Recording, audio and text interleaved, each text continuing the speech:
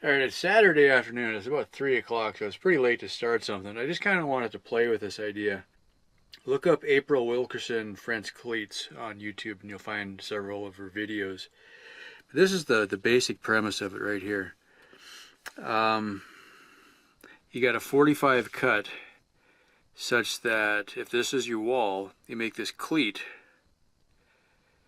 and then the opposite end of that, it can be the same piece. So if you started with like a 1x4, for instance, you could cut the 45 and then each half, and they mate together. Then you can mount something like a shelf here, coming out. Screw this one to the wall, and anywhere you want to mount something, you just take your shelf, click it onto that, and it just holds it down in place. Hello, and welcome to, Carlin's Worlds. Yeah, that should work.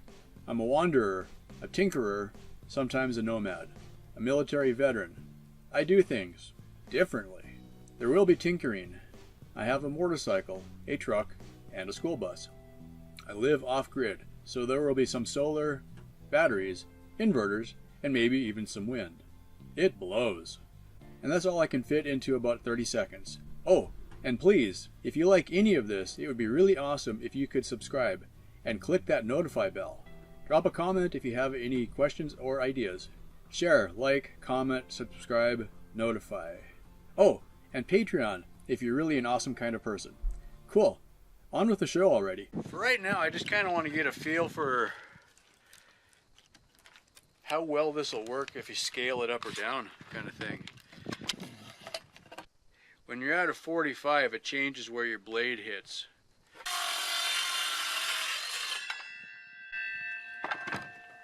Alright, 145.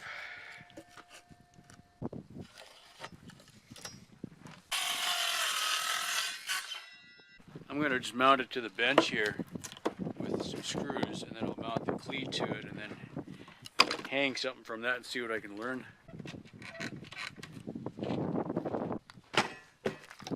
2-inch screws look about right.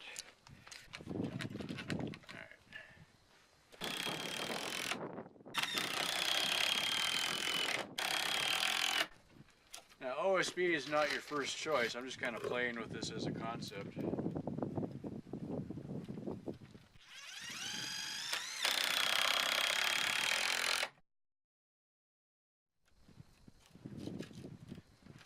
Alright. Use that for starting point.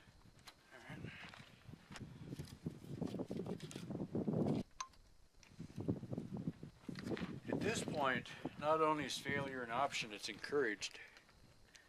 This is 1/2-inch plywood that was the base of the bus seats. There we go.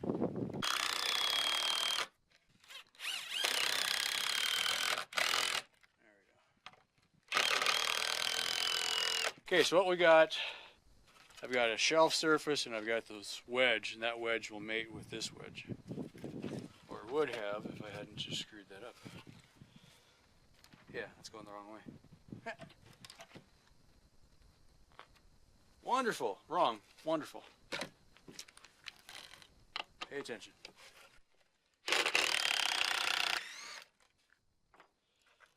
Completely backwards.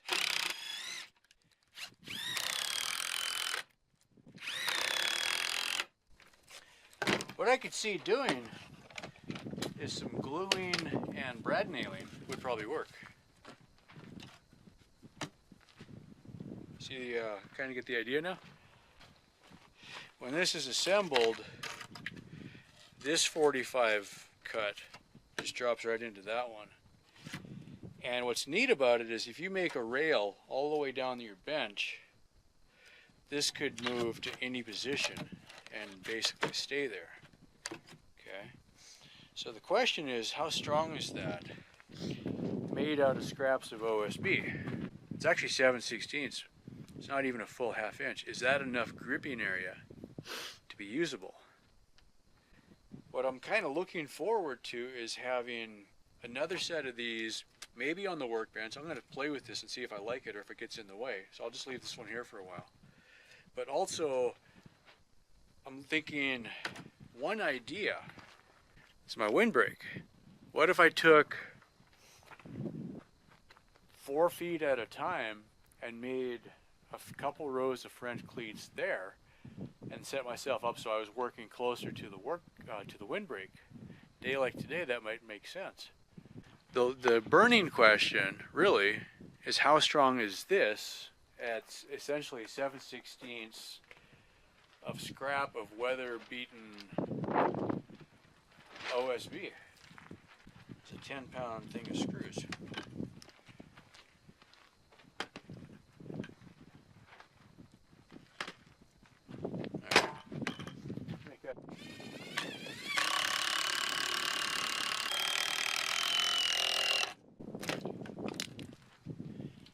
It's definitely got some flex, right?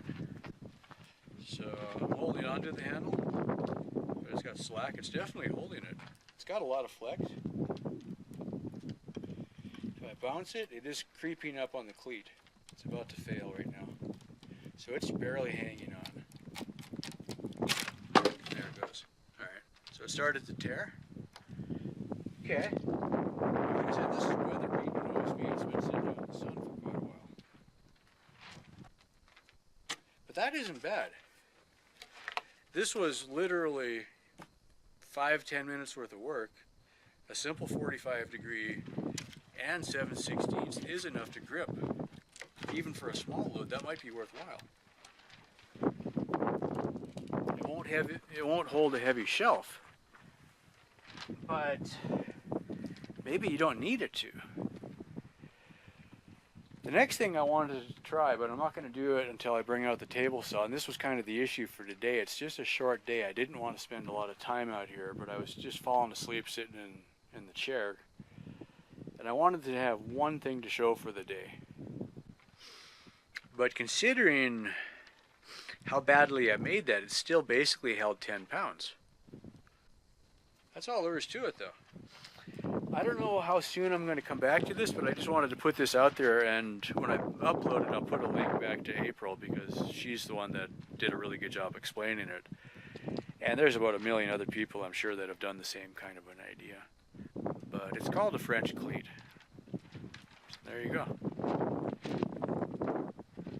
45-degree angle seems to be working pretty well. Okay, this is probably my least favorite way of doing this, but it's the fastest way I can think of, so I'm going to shoot some video right off of the computer screen. I'm halfway through editing the French cleat video, and what I'm realizing is the color of the OSB, the color of the sand, and the color of my pants is so close of a match that you really couldn't see what was going on. This is a super simple concept, so I just really wanted to try to do it justice. We're in a program called Lightwave. This is a board. It could be maybe a 1x6, a 2x6 chunk of plywood, or in my case, OSB. So let's just say, actually I modeled this to be 6 inches wide, 12 inches long, and 3/4 of an inch. I talked about April Wilkerson, and I'm pretty sure in one of the videos that she made, she was using 3/4 inch plywood is what it looked like. I don't think she ever said that, but that's what it looked like. In the video I did, I was using 7/16 inch OSB, and I just grabbed a scrap out of the scrap pile that was sitting outside, so it's weather checked and beat up and delaminating, and it was pretty rough shape, but it still held 10 pounds until I really pushed it, and then it broke. The key part of how this works is you need to cut the wood at a 45-degree angle. You could probably deviate from that, but the 45 seems to be the simplest because most saws can do a 45. That's the first thing that really didn't show up in the video that I shot. So what I did here is I colored half of this blue, the blue side and the gold side or whatever. But you can kind of see there's the divide down the middle, and that is a 45-degree angle cutting across there. Okay? So that's the first side. Now I'm going to flip this up on its edge so we can kind of get it in the right position, but it made more sense if I showed you sideways first. Okay. So let's pretend that's sitting up, and you can see the gap in between them. All right? I turn on the other layers. Oh, wouldn't you know it, I'm upside down. to kind of match what I did in the video here, because I'm doing this one upside down, right? So let's say that the blue side is the workbench and the yellow side is your shelf that you're making. April had some really great examples. I really recommend go watch one of her videos.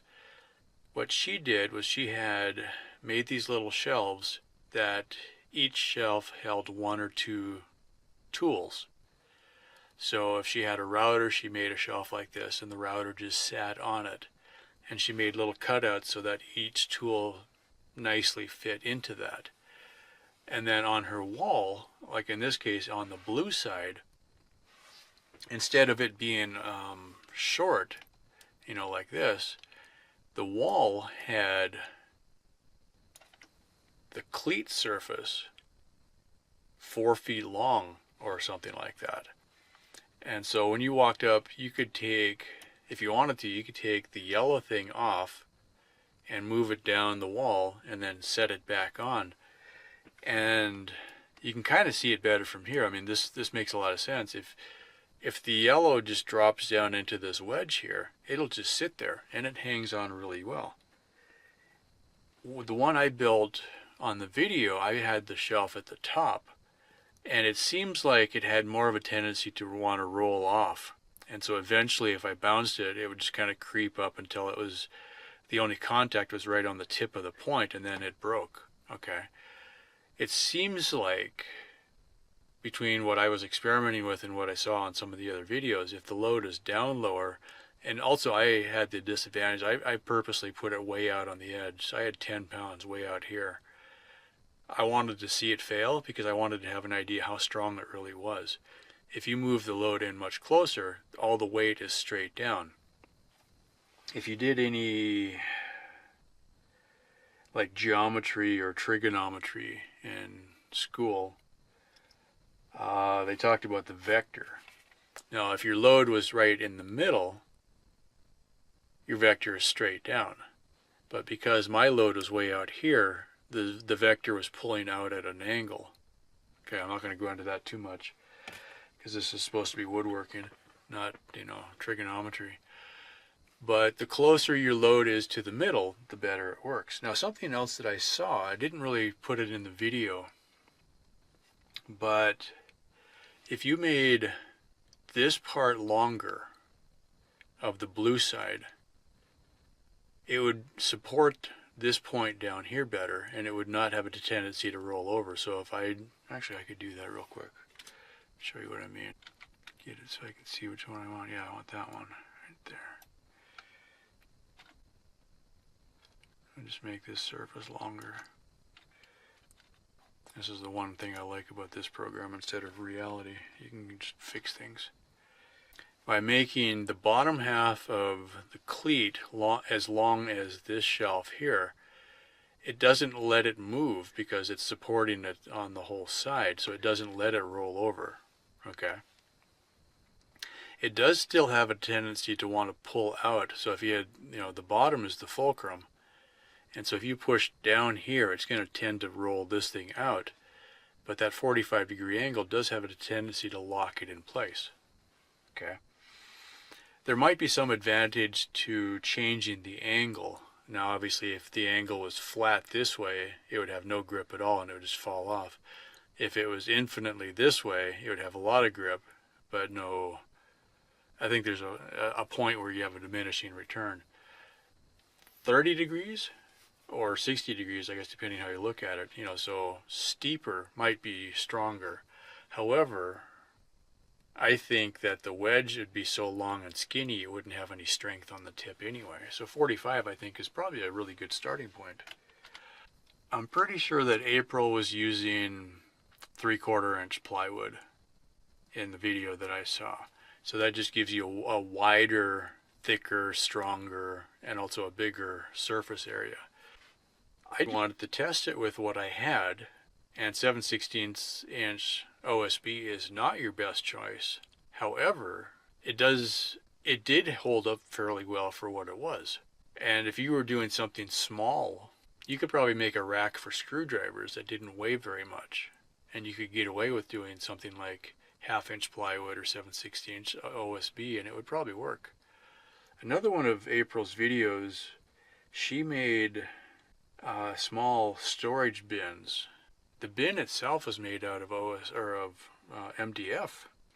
I can't remember if her cleats were MDF though. And that's another idea is I started to shoot it on the video, and then I realized it wasn't showing up very well. But to make something stronger, you might be able to make just the important part of the cleat out of something like 2x4 stud, and then attach it to like OSB. So you could make, just this part of it as a 2x4, so it wouldn't be the full 2x4. Cut it down to 3/4 of an inch thick, and then make this part out of OSB or plywood or whatever. Kind of like how I was making the shelves in the other video. Glue it and brad nail the 2x4 part to the OSB part. So it would be different sections, because you wouldn't be able to cut this out of one piece anyway. I mean, you could, but it would be pretty tough. And what makes this whole process interesting is it's very easy to make. If I go back to this part again, let's say that we decided that this whole thing was 6 inches, okay? So your first pass is you would cut this out of, let's just say plywood to make it nice, okay? So you'd take a great big long section, like 4 feet long and 6 inches wide, rip that on your table saw, okay? So then you got this nice 6-inch piece. Then you set your blade at 45, and maybe this is 2-inch and this is 4-inch, arbitrary. It doesn't really matter too much. And it's going to be different depending on what you're doing. Now, I haven't made one of these full scale yet, but looking at how it's done, that's what I would do. So make a 6-inch piece, 45-degree angle. In this case, this part is attached to my workbench or my wall or whatever, and this part is attached to my load, whatever that is. What I like about this is because I'm constantly changing things. I want to be able to move things around. So if I made a couple sections of wall that were just covered in French cleats, then I could take anything that I had made, a storage bin, a rack for tools, a battery charger rack, for instance, would be really slick. I could just take it, walk up to the wall, and just stick it on there. And that's the one thing that did show up in the video pretty well, is you could just take the thing and just set it there and it would stay. You're done. It's really flexible. I hope that makes more sense than what you saw in the video. And I keep hitting on April. Just go look at April's videos. She had 3 or 4, I think. And it's really cool what she came up with. I've got some ideas that are completely different from what she's doing, but I haven't had time to finish them yet. So I just kind of want to get the idea out there, and maybe you can use it for something. If you have any questions or comments, go ahead and post them. If you've made something like this, I'd love to see video of it. Doesn't have to be for tools either, and that's kind of what's cool about this. I mean, I think this would work out really well in a hobby shop, in a kitchen. I think it'd be really cool in a kid's bedroom. You could put something like this on the headboard and then hang something off of it. Or if you got a kid with a bunch of stuffed animals, you could make a bunch of little shelves and they'd all sit on there, and then 10 years later you could take it down and put something else on and just leave the cleats on the wall. I think that'd be pretty slick. So hopefully you got something out of that. Questions and comments are always welcome. Thanks for watching. Well, that's about it. Thank you so much for watching. Yeah, that should work. Cool. I do things differently. Oh, and please, if you like any of this, it would be really awesome if you could subscribe and click that notify bell. Drop a comment if you have any questions or ideas. Share, like, comment, subscribe, notify. Oh, and Patreon if you're really an awesome kind of person. Thank you so much for watching.